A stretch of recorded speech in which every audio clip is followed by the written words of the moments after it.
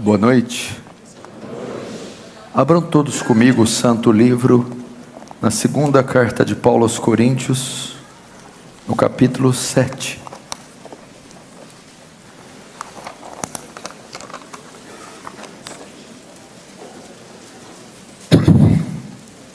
Segundo aos Coríntios 7.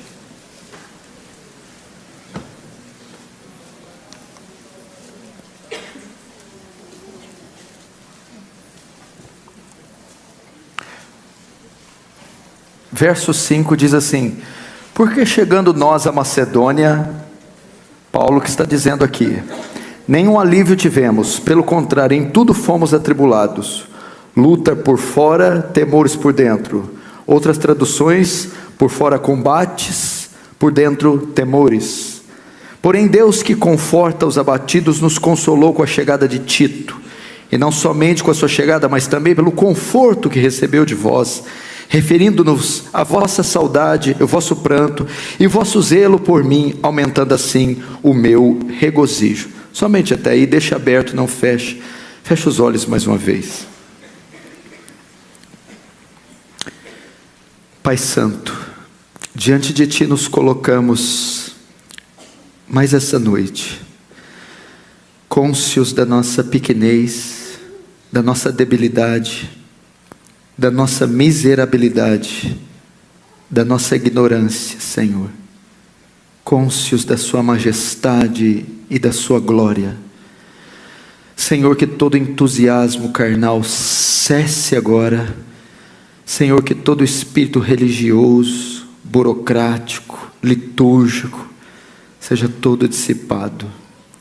Que haja reverência e santo temor diante daquele que é 3 vezes santo. Toma agora mentes e corações cativos à Tua palavra. Que não haja distração, cansaço, dispersão, mas todos se curvem diante do Seu nome e da Sua palavra. Despeja da Sua graça, ó soberano, abundante, gloriosa, sobre esse lugar. E usa o Teu servo, Senhor, apesar de falho, pecador, miserável. Não deixe que as minhas debilidades impeçam o Seu poder de agir e de operar. Faz Teu reino avançar, Senhor. Receba a glória para Si e nos conforma à imagem do Seu Filho, em nome de Jesus. Amém.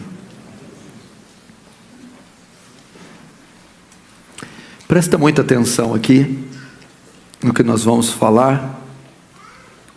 Se puder, ninguém andando nem conversando, por favor. Vamos ter santo temor e santa reverência na casa do Senhor, no santo culto. Presta muita atenção. Hoje eu vim essa noite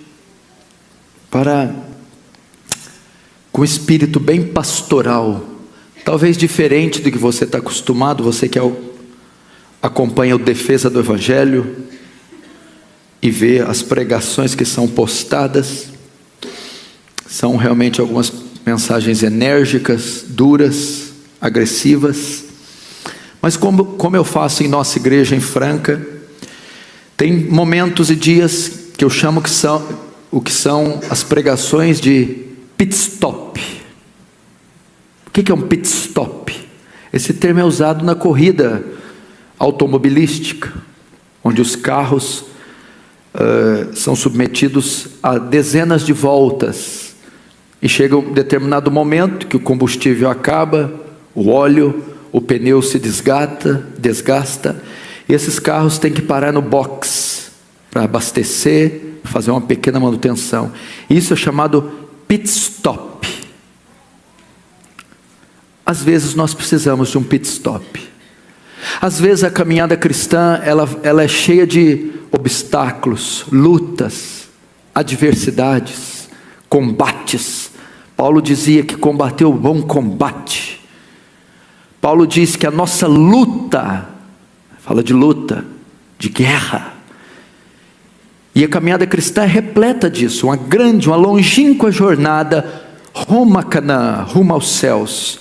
nós enfrentamos demônios, bestas, feras, nós enfrentamos o poder do pecado, tenazmente nos assediando, nós enfrentamos o velho homem, a nossa carne que se inclina para o mal, nós enfrentamos esse mundo, e às vezes as guerras, as lutas são tão intensas, que assim como Paulo, viajando para Malta, aquele barco todo em tempestade se despedaça, e eles chegam todos vivos em Malta, porém chegam aos frangalhos, fracos, destruídos.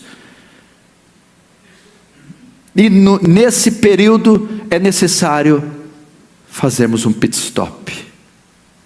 Então hoje não vai ser uma pregação de caráter doutrinário, exortativo, vai ser um pit stop para aquele que está sofrendo, para aquele que está passando adversidades, para aquele que é de carne e osso, igual eu, igual o apóstolo Paulo, aquele que tem pensado em desistir. Talvez essa mensagem é para você, meu irmão, que tem chorado um choro amargo e derramado lágrimas nos cantos da casa, sozinho, sem que ninguém saiba. Aquele que está passando uma crise aguda no casamento, que a maioria desconhece, e até te critica, zomba, esnoba, mas só você sabe o inferno que está sendo. Talvez sejam filhos desviados nas drogas, perdidos em relacionamentos sujos, eu não sei. Talvez seja espiritual, você está vivendo um pavor, uma opressão maligna, pânico, medo, temor, não sei, crises, talvez das mais severas, financeiras, conjugais, familiares. E você às vezes está orando: Senhor, até quando eu vou suportar isso? Uma crise existencial, um desejo de retroceder, desistir, jogar tudo para o ar. Quem sabe alguns pensando até em tirar a própria vida.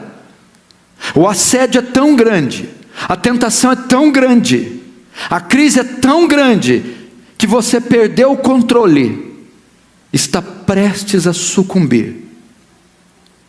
Essa mensagem é para você, que às vezes sorri, glorifica a Deus, cumprimenta os irmãos como se nada tivesse acontecendo, mas sabe que no fundo, é desesperadora a sua situação. Eu quero, com a ajuda de Deus e com o texto que eu abri, tentar ajudar você, meu irmão, parar nesse box, fazer um pit stop, recarregar as baterias, as forças, como Elias, levanta, come. Por quê? Porque grande ainda é a sua jornada. Você não pode parar. Quantos não perecerão se você desistir? Quantos não morrerão? Quantos não dependem do teu trabalho, da tua oração, do teu ministério, do seu discipulado, para prosseguirem? Você deve continuar. Provavelmente o apóstolo Paulo, ele escreveu essa carta na cidade de Éfeso. Ele está na sua terceira viagem missionária. Se você lembrar, Paulo, quando veio a Cristo, ele dá início à sua evangelização em toda a bacia do Mediterrâneo.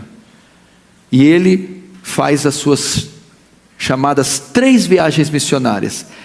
Essa viagem é a terceira. Ele está escrevendo essa epístola da cidade de Éfeso. E ele está chegando à Macedônia. E Paulo está sofrendo uma crise muito grande, muito grande. Ele está muito triste, ele está muito abatido, como nunca ficou. O apóstolo Paulo está caído emocionalmente, ferido, ele está desencorajado, triste, sentindo muito só. Qual é o motivo? Ele escreveu a primeira epístola aos Coríntios, chamada da Epístola Severa. É uma epístola que Paulo pega muito pesado, e ele exorta severamente os coríntios. E ele recebe informações que os coríntios não gostaram, se arrepiaram, endureceram o coração, resistiram a Paulo, colocaram em dúvida o seu apostolado, e até ameaçaram botar Paulo para fora. E Paulo vai escrever a sua segunda epístola, essa segunda epístola, e ele deseja encontrar Tito, porque Tito estava na igreja de Corinto, e tinha notícias dele, a respeito dele. Então Paulo vai para Macedônia, onde estão ali as igrejas de Tessalônica, Bereia e Filipos. Provavelmente o lugar que passa esse texto é Filipos. Para você ter uma ideia do estado do abatimento de Paulo, era tão grande por causa da opressão de Coríntios, ele deixou de pregar o evangelho em uma cidade. Abra comigo para você ter uma ideia no capítulo 2 da mesma carta. Marca aí no 7 que você vai voltar, mas abra no 2.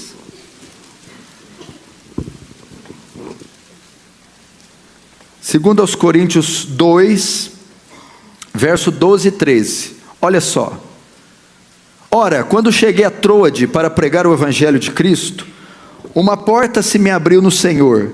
Não tive, contudo, tranquilidade no meu espírito, porque não encontrei o meu irmão Tito. Por isto, despedindo-me deles, parti para a Macedônia. Vejam só, preste atenção. Antes de chegar na Macedônia, que é o que se passa no capítulo 7, uma porta se abriu para Paulo em Troade para pregar. Deixa eu te dizer quem era Paulo: o maior evangelista que já pisou nessa terra, o maior ganhador de almas que o mundo já conheceu. Paulo jamais perdeu uma oportunidade sequer. Agora o estado de angústia de Paulo era tão grande, a agonia, a crise que ele está vivendo era tão grande, que uma porta do evangelho se abre na cidade de Troade para pregar. Sabe o que Paulo faz? Desiste. O texto diz que ele não teve tranquilidade no espírito, porque ele não encontrou Tito. Tito tinha as notícias de Corinto. Corinto estava molestando Paulo, resistindo Paulo, e ele estava muito abatido. Então ele deixa Troade e ele não consegue pregar. Irmãos, deixa eu te dizer, uma pessoa que está abatida, vivendo uma crise emocional, sofrendo agonia e aflição, ela não consegue executar suas tarefas. Foi assim com Elias. Elias caiu em depressão. Já basta, que eu morra, não sou melhor que os meus pais. Desistiu do ministério profético. Talvez você está assim, no seu limite. Talvez você era um ministro do evangelho e deixou por causa da pressão e da crise. Talvez o seu casamento está sucumbindo, está um inferno, porque você perdeu o controle. Talvez você desistiu da faculdade, ou suas notas caíram muito, por causa da crise emocional que você está vivendo. Talvez não consegue folhear a Bíblia, não consegue ler ou entender, por causa da crise. Não consegue evangelizar, testemunhar, não consegue render no seu trabalho. Você está se comprometendo por causa da crise que você entrou, como o apóstolo Paulo. Então ele ruma para Macedônia, onde eu vou discorrer a história. E ele começa quando chegou na Macedônia, verso 5.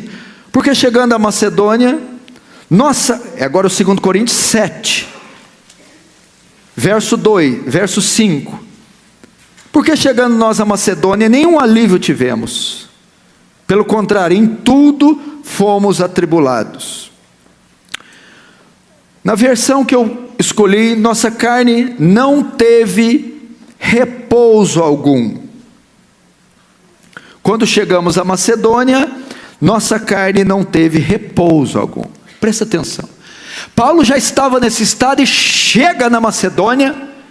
Quando ele chega, e a obra dele consistia em evangelizar, o que ele diz? Nossa carne não teve repouso nenhum. Como não bastasse a aflição pela rejeição dos coríntios, agora a nossa carne aqui fala do corpo, o físico. Paulo estava chegando à exaustão, Paulo estava exausto, a carne não teve repouso algum. O homem já estava oprimido, machucado, deprimido, solitário, triste, e agora luta com a exaustão do corpo, trabalho, estresse, perseguição, sofrimento, insônia, dores de cabeça, dores intestinais. A nossa carne não teve repouso algum. Talvez é o seu retrato, os combates da vida, as lutas numa cidade como São Paulo, metrô, ônibus, o estresse do trânsito, o estresse da cobrança profissional, cobrança familiar, os filhos, o colégio, o ministério, o plantio de igrejas, o ir, o vir, o trabalhar. Isso está estressando você. Quando chegamos, nossa carne, nosso corpo, nosso esqueleto, músculos, nervos, não tem descanso. Talvez é o seu quadro. Talvez você diz, pastor, você não sabe o que eu passei para chegar aqui, como foi meu dia, a hora que eu acordei, as conduções, os transportes que eu peguei, como foi minha alimentação, como foi para eu estar aqui. É extremamente desgastante, estressante, exaustivo, morar em São Paulo, morar nessa metrópole, conviver com os embates, é um desgaste físico descomunal. Além de tudo, eu tenho que orar, eu tenho que ler as escrituras, frequentar os cultos, me guardar do pecado, eu lutar. É um combate devastador. Esse era o quadro de Paulo. Talvez é o seu. Talvez o seu problema em âmbito físico, e não vamos diminuir ele. Não é uma tentação, não é um demônio, é físico. Eu não vou diminuir, o homem é feito de espírito e corpo. Talvez a sua dificuldade reside no físico, cansaço, doença, estresse, e você não consegue render, você não consegue ter intimidade com a esposa, você não consegue ter uma vida de oração plena, não consegue ler a Bíblia, não consegue evangelizar, não consegue participar de cultos, de discipulado, entrar num seminário, por conta da condição física. E porque o físico está assim, saturou, são anos, são meses, submetido a uma intensa grade de trabalho, a um intenso combate físico, por morar numa cidade dessa, e isso está te oprimindo. Pastor, eu não tenho forças, eu não tenho ânimo, eu não tenho pegada, eu não tenho empenho, porque eu saturei. Nossa carne não teve alívio nenhum. Talvez você que está me assistindo, o seu problema reside no físico. Talvez não é nem só por causa dos combates, são doenças. Você é diabético, você tem complicações nervosas, musculares, complicações no seu corpo, doenças que te debilitam e fazem você a mulher que você é, o homem que você é. Ou talvez a idade já chegou e você teve um histórico tão intenso que deixou o seu físico esgotado. Nossa carne não teve repouso algum físico. Antes, ele continua, em tudo fomos atribulados. Ele diz assim, como se não bastasse, eu desisti de Troade, porque eu estou extremamente molestado pelos coríntios. Ao chegar na Macedônia, eu não tive descanso nenhum, pelo contrário, em tudo fui atribulado, sofri lá tremendas adversidades, conflitos, problemas. Paulo estava vindo de um histórico de cansaço e perseguição, e quando chega, ele não teve moleza, pelo contrário, em tudo foi atribulado. Irmãos, talvez é isso. Para onde você corre problemas, Talvez você não está tendo aqui um lugar de repouso. A ideia é que Paulo procurou um refúgio, um tempo para descansar, para se guardar, e o que ele encontrou foi a adversidade. Talvez você passe um duro danado no trabalho, no ministério, e quando chega em casa, pensando que vai encontrar repouso, alívio, segurança, pelo contrário, o inferno está instalado lá. Você chega uma esposa rixosa, chega filhos ausentes, você descobre dívidas feitas em seu nome, você chega lá, tem algo feito, a parte elétrica, a parte hidráulica, eu não sei, está um caos, e você diz: meu Deus, como eu vou descansar? Eu não tenho uma esposa sensível, eu não tenho uma esposa sincera, eu dei um duro danado, eu guardei meus olhos do pecado, eu aguentei o meu patrão, eu tentei evangelizar no metrô, eu tentei dar bom testemunho, eu ralei, eu estou sendo ameaçado de perder o meu emprego, eu cheguei todo atribulado, estou com depressão, estou com o meu cortisol desregulado, e eu chego pensando que eu vou ser recebido com um sorriso, a casa limpinha, o jantar pronto, chega lá um inferno. Más notícias: filhos nas drogas, o outro foi preso em flagrante, a outra saiu, está grávida com 15 anos, o aluguel venceu, a energia elétrica está cortada. Eu sei que alguns fazem gato, mas isso é pecado, arrependa-se. Aleluia, aleluia. Lá na Aliança do Calvário, 3 meses sem ceia, meu filho. Gato na internet, vai gato em tudo, né? Uma gataiada que eu... E eu sei porque você está rindo, porque eu estou falando de você, porque na tua casa você chora, não é isso? Você espera encontrar uma mulher doce, um marido doce, chega lá aquele cara fedendo CC, com aquela unha encravada amarela, assistindo Palmeiras e Corinthians, comendo torresmo com cerveja. Quem que merece um cão desse?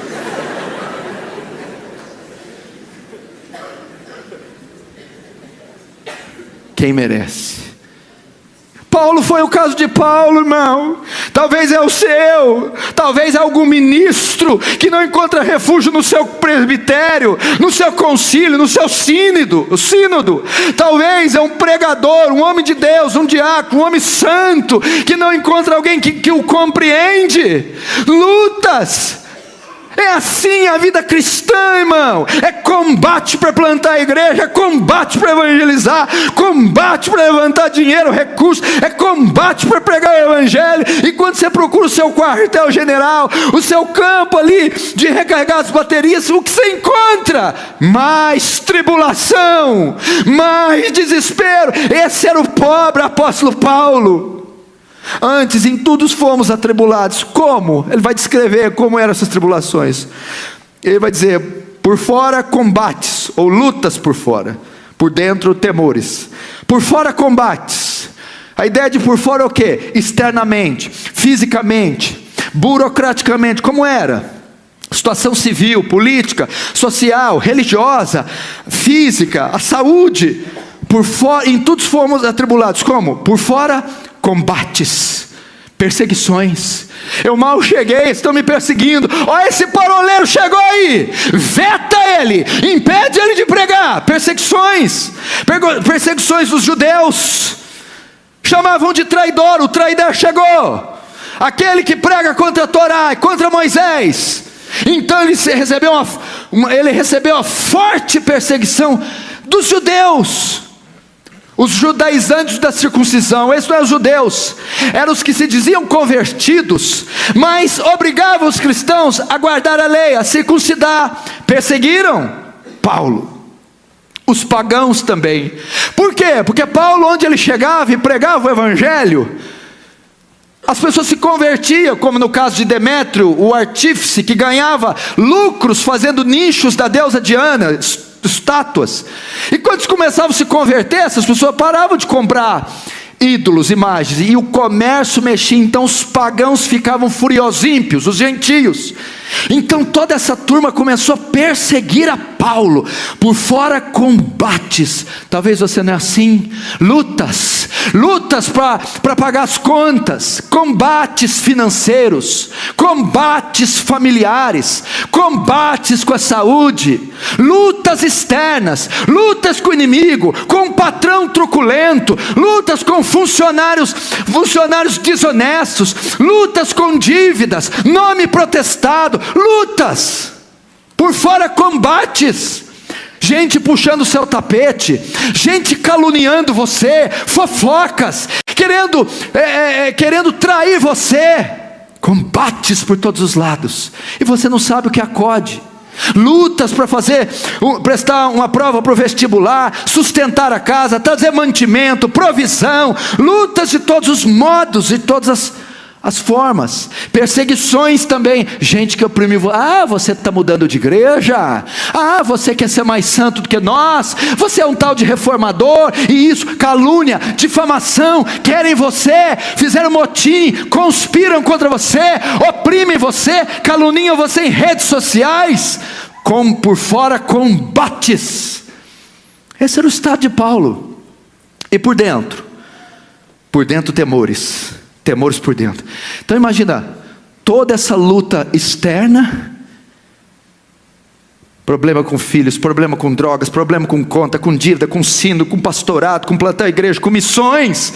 Imagina o homem imagina o estresse que é submetido. Paulo era apedrejado em Listra, Paulo foi jogado fora da cidade, dado como morto. Imagina esse homem com cãibra, esse homem com lesão muscular, fratura exposta, cheio de chaga, enfermidade, perseguição, dormindo como moribundo, escondido, toda essa moléstia, com dificuldade financeira, passando fome.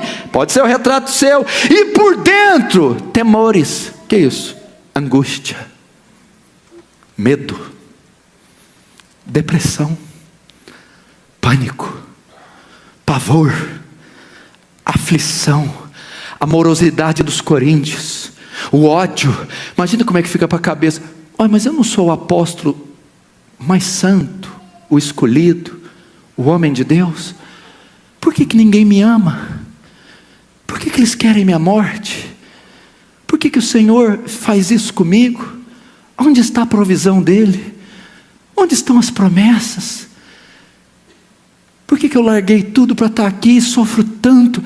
Meu irmão, são os conflitos internos que você passa.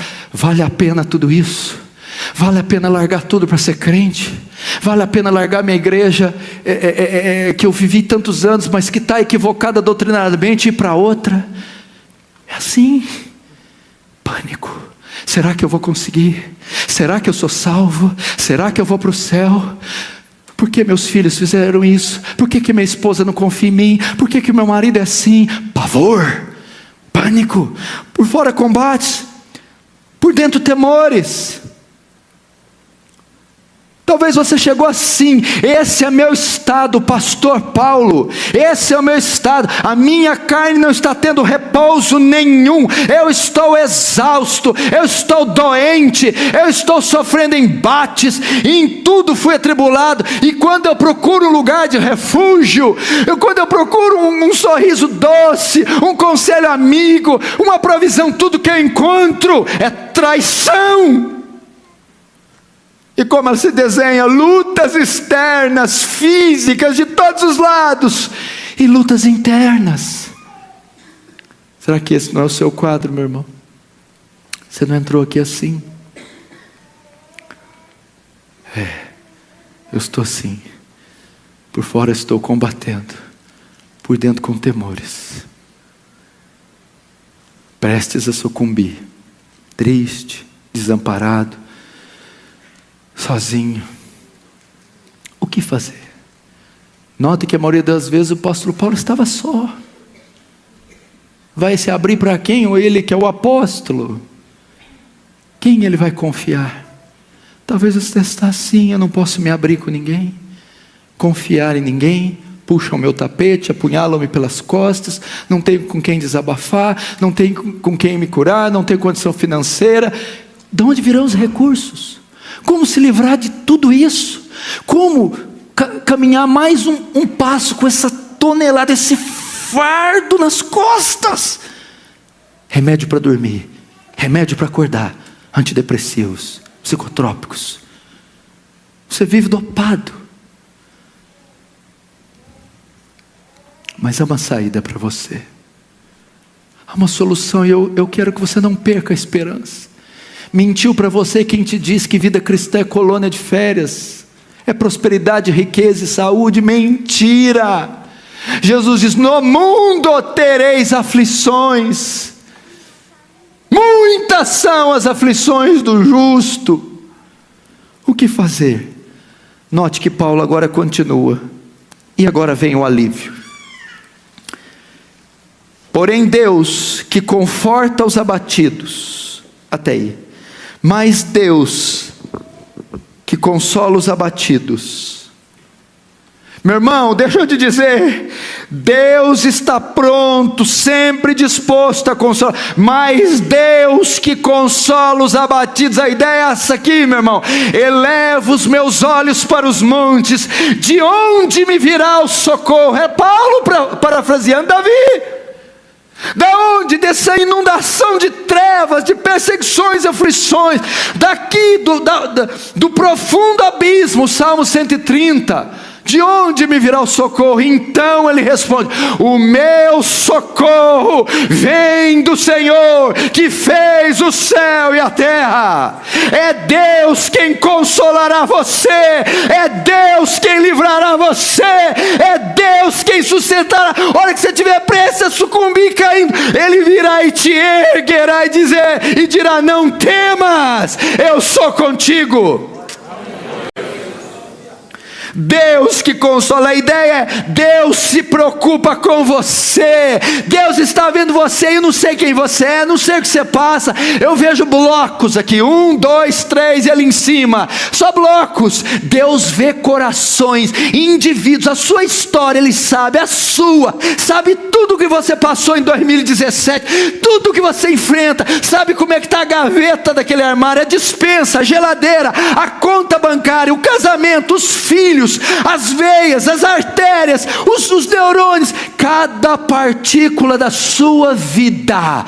Deus conhece, Deus sabe o que está acontecendo, mas só Ele saber não significa nada. Não só sabe, mas se interessa por você, se interessa pelo seu problema. Lembra de Êxodo 3? 400 anos de servidão, Moisés vai na sarça e vai rogar a Deus: Deus, o povo, e Deus desce.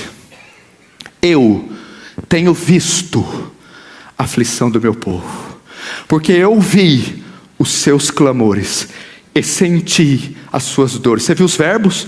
Ouvir, ver, sentir.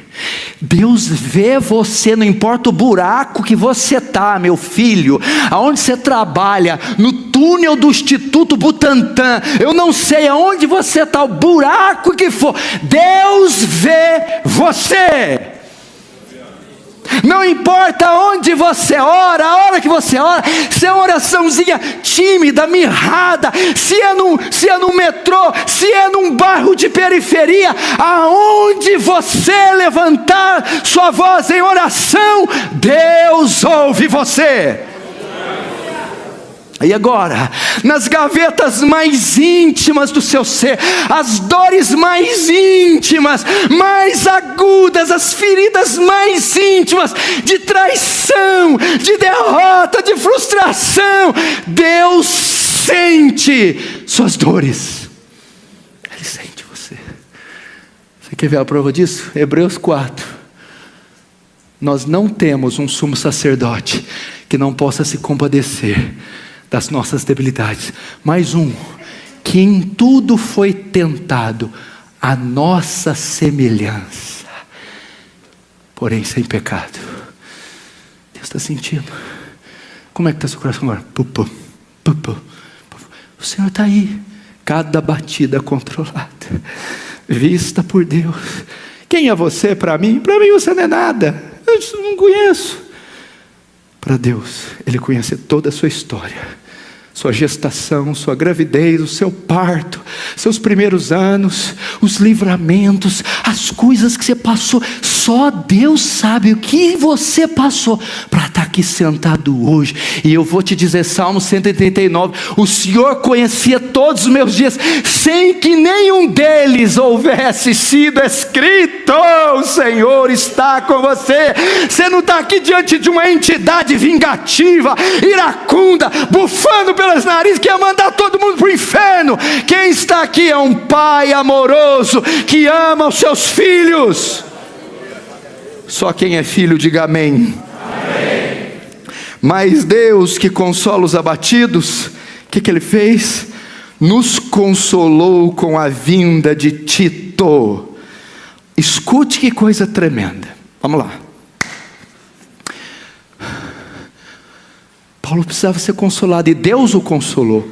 Mas vamos ver o meio que Deus usou. Às vezes você espera, principalmente a maioria aqui, com toda sinceridade, quem veio do movimento carismático ou pentecostal, neopentecostal? Levanta a mão. Todo mundo. Às vezes nós queremos que a provisão vem de Deus. Se não for um anjo alado, com a asa cintilante, não quero. Se a provisão não vir no X que eu colocar, tem que eu colocar o X e tem que cair lá, não quero. Eles gostam disso, irmão. Nasceu sem um rim, tem que brotar. Eu quero ver perna crescer, eu quero ver. Escute, como foi que Deus consolou Paulo? Através de Tito. Muitas vezes a providência, o livramento, o milagre e o consolo não virá diretamente de Deus, mas Deus usará a vida de irmãos em Cristo, pastores, presbíteros, a esposa, o marido, os filhos, e eles trarão o consolo, o recurso, a providência. Significa que este irmão que está aí do seu lado, pode ser ele que vai trazer a resposta, a solução. Pode ser um irmão crente, um patrão crente, um vizinho, pode ser numa escola dominical, em uma comunhão, pode ser num culto, e Deus através do irmão vai trazer a providência. Romanos 12:15, alegrai-vos com os que se alegram, chorai com os que choram. Olha só o texto que o pastor leu, 2 Coríntios 1:3, bendito seja o Deus e Pai do nosso Senhor Jesus Cristo, o Pai das misericórdias e o Deus de toda consolação, que nos consola em toda a nossa tribulação, para que também possamos consolar os que estiverem em alguma tribulação, com a consolação com que nós mesmos somos consolados. Por que Deus me consola?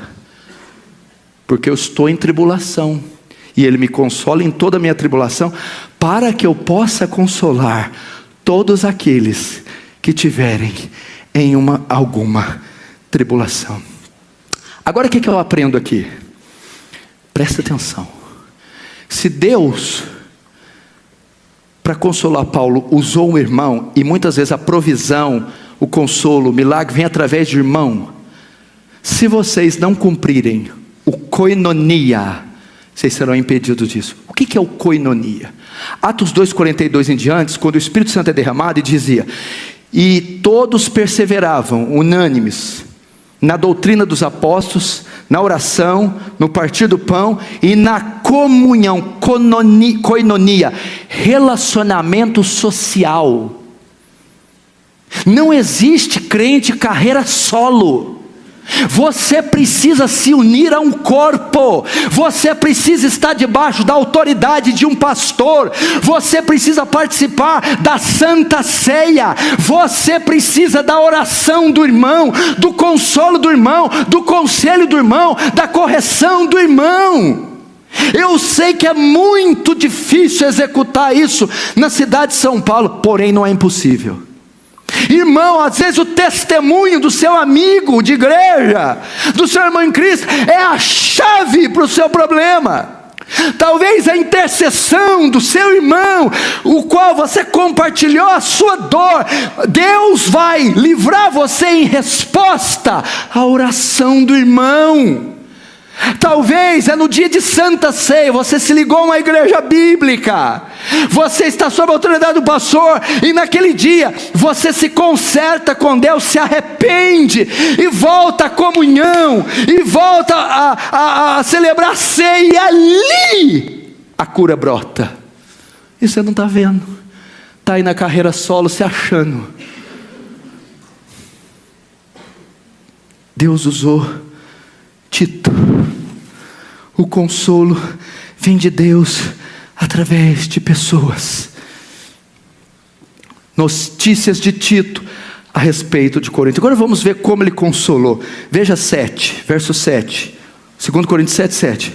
E não somente com a sua chegada, mas também pelo conforto que recebeu de vós, referindo-nos a vossa saudade, vosso pranto e vosso zelo por mim, aumentando assim o meu regozijo. Aí o que aconteceu? Ele encontrou Tito. Paulo estava todo estressado, moído, um caco abatido. Tito vinha de Corinto, da igreja dos coríntios, vinha trazer notícias, porque primeiro Paulo soube que eles estavam molestando Paulo, rejeitando Paulo, endurecendo por causa da primeira epístola. Paulo então vai escrever a segunda. E Tito vem trazer informação. Paulo está ávido para ver Tito. E Tito veio o quê? Dizer o quê? Veja só, a provisão não é só mandar o irmão, ok? É igual o pastor Arival. A provisão não é só mandar os patrocinadores, tem que mandar o dinheiro também. Não adianta nada. Pastor, estou aqui. Quanto você tem? Não tem nada. Ué, meu filho, eu digo no caso da obra. Tito não só chegou, e aí Tito, e aí Paulo, tudo bem? Tudo bem? Não, cadê a provisão, Tito? Cadê o antídoto? Cadê a cura, Tito? Cadê o milagre, Tito? O que seria? Eu quero a informação de Corinto. Tito chega, Paulo, fique tranquilo, os coríntios se arrependeram do mal que disseram, eles estão quebrantados, eles exageraram, eles foram rebeldes, obstinados em tratar você assim. Agora eles se retrataram, eles estão dizendo que estão com saudade de você, querem te ver, receberam sim suas duras correções. Está tudo bem, Paulo. Como foi que Paulo foi consolado? Através de Tito. E de que forma? Pelas notícias de Tito. Irmãos, essa noite eu vim como um Tito aqui para você, meu irmão. Eu vim dizer para você, não temas. Eu vim dizer, não está tudo perdido. Eu vim dizer, não desista. Eu vim dizer, se entregue ao corpo. Eu vim dizer, se associe a uma igreja bíblica, participe da comunhão, saia com os irmãos, divida os fardos com os irmãos, assim você terá o consolo. Você terá o consolo. Deus está dizendo isso a nós através da sua palavra. Eu vim aqui te dizer boas notícias. Você está sofrendo? Esta não é a última palavra. Você está com uma crise? Pois você está diante do Deus das crises, o Deus que é mais poderoso que qualquer crise. Olha essa frase do próprio Paulo, escute, 2 Timóteo capítulo 4, aflições e perseguições tais quais eu sofri em Icônio, Listra e Antioquia, quantas tribulações sofri, mas o Senhor me livrou de todas elas. Muitas são as aflições do justo, mas o Senhor de todas nos livra.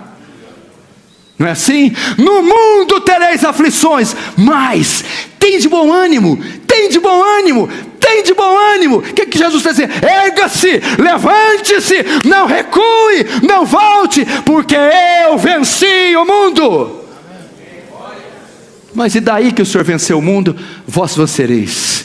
Como Paulo, em todas essas coisas somos mais que vencedores.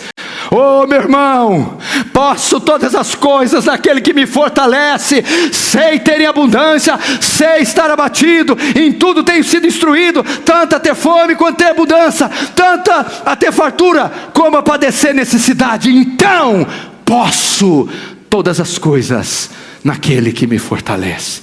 Esse versículo quer dizer que você pode ter uma Ferrari, pode ter uma BMW, você pode casar com a gaúcha de olho azul. Não é isso não. Está querendo dizer assim: eu posso suportar a provação, eu posso suportar os combates, eu posso suportar os temores, porque Cristo é quem me fortalece.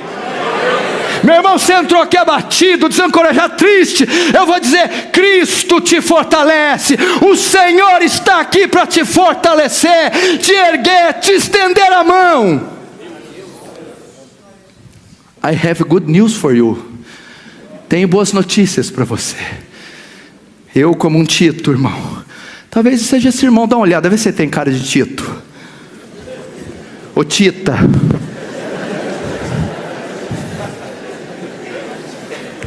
Tem um Titão aqui, ó, se você precisar dele.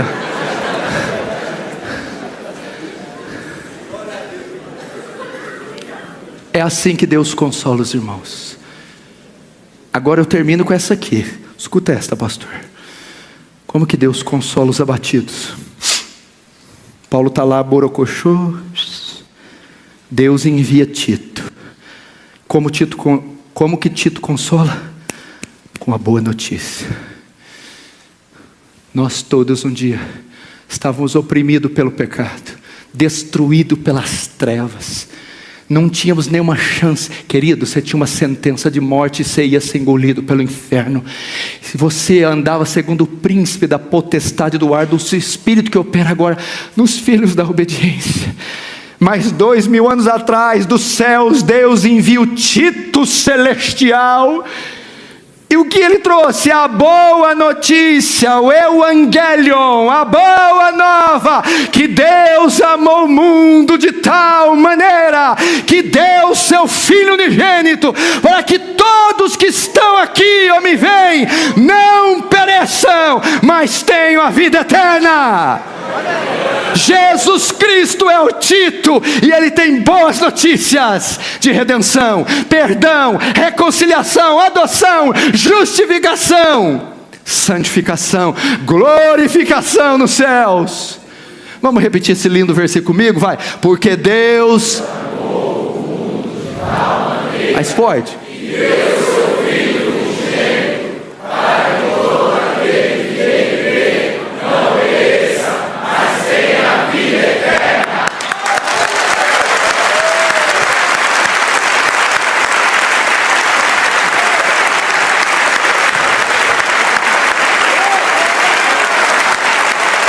Glória a Deus. Mais forte.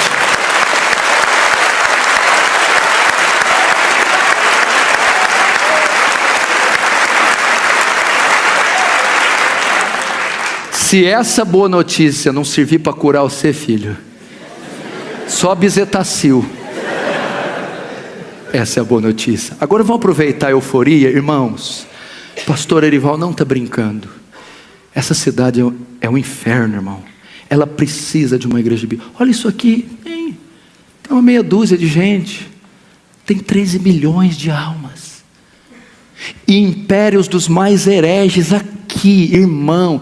Aqui nessa cidade estão os maiores falsos profetas. Não é do Brasil, não. É do mundo. Não, não é do mundo. É da história. Da história da humanidade. Você não pode ficar assistindo esses homens tragarem esses rebanhos inteiros e enviá-los para o inferno e não fazer nada. Se você tem condição financeira de ajudar, ajude. Se você não tem, ore para Deus enviar quem ajude. Montar um templo aqui de 4.000 pessoas sentadas para pregar o evangelho bíblico vai ser um marco no estado de São Paulo. Nós não temos uma igreja bíblica, histórica, reformada desse porte quase que em lugar nenhum do país, quanto mais aqui. Quem sabe através desse projeto que Deus pôs no coração do pastor Ival, um avivamento não veio sobre São Paulo, e todas as camadas dessa sociedade sejam afetadas, e você não seja o obreiro, o evangelista, o pregador que vai participar desta obra.